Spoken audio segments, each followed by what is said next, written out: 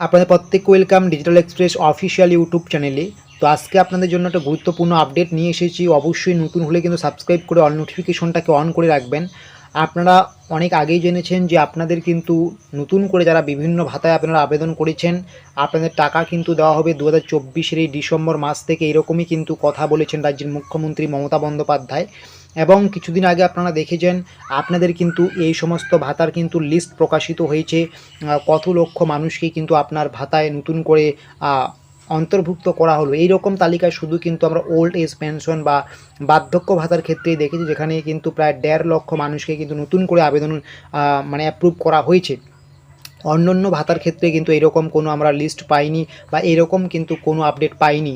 তাহলে কি শুধুমাত্র এবার ডিসেম্বর মাসে আপনাদের বার্ধক্য ভাতারই টাকা ঢুকবে, অন্যান্য ভাতার টাকা ঢুকবে না? বা ঢুকলেও কোন কোন ভাতার টাকা ঢুকবে, সমস্ত কিছুই কিন্তু আজকে আমরা আপনাদের জন্য ঘোষণা মানে একটা আলোচনা করব। এবং লক্ষ্মীর ভাণ্ডার নিয়ে কিন্তু আপনাদের বড় ঘোষণা রয়েছে, আপনাদের টাকা ঢুকবে কিনা, তারা নতুন করে আবেদন করেছেন, সমস্ত কিছুই থাকছে আজকের এই প্রতিবেদনে। একদম শেষ পর্যন্ত দেখলেই কিন্তু স্পষ্ট হয়ে যাবে। তো আপনারা সবার প্রথমে দেখতে পাচ্ছেন কি লেখা আছে, নতুনদের টাকা কি সত্যি ডিসেম্বর মাসে দেবে? হ্যাঁ, এটা একদম সত্যি। আপনাদের কিন্তু 200% আপনাদের কিন্তু ডিসেম্বর মাস থেকেই টাকা দেওয়া শুরু করবে।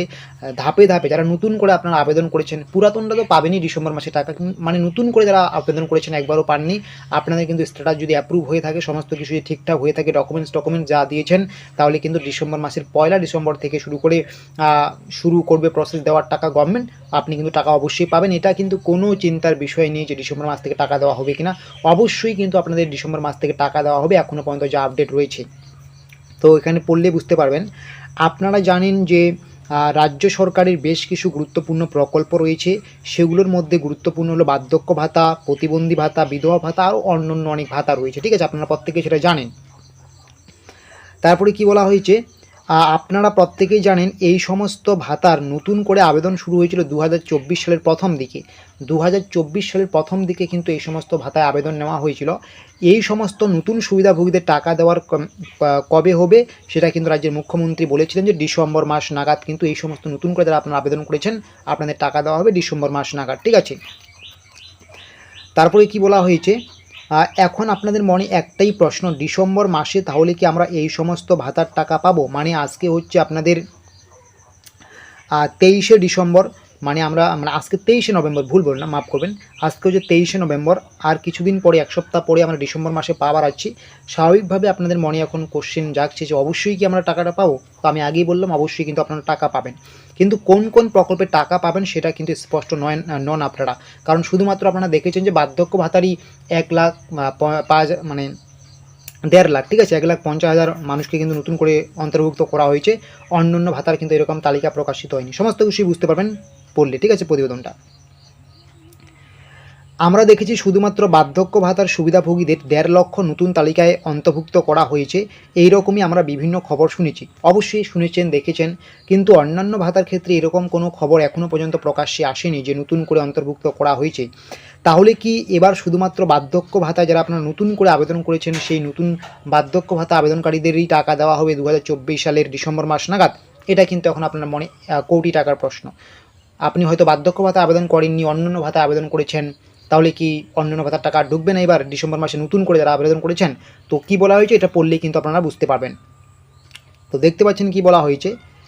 আপনাদের একটা কথা জানিয়ে দিই, কী বলা হয়েছে, এই সমস্ত ভাতা, বার্ধক্য ভাতা, প্রতিবন্ধী ভাতা, বিধবা ভাতা, লক্ষ্মীর ভাণ্ডার, প্রত্যেকটি ভাতাই যেহেতু একে অপরের সঙ্গে সম্পর্কযুক্ত, ঠিক আছে, এইগুলো ভাতা কিন্তু একে অপরের সঙ্গে সম্পর্কযুক্ত, এগুলো কিন্তু রাজ্য সরকারের ভাতা, এগুলো কিন্তু একটা ছাদের নিচেই আছে, ঠিক আছে।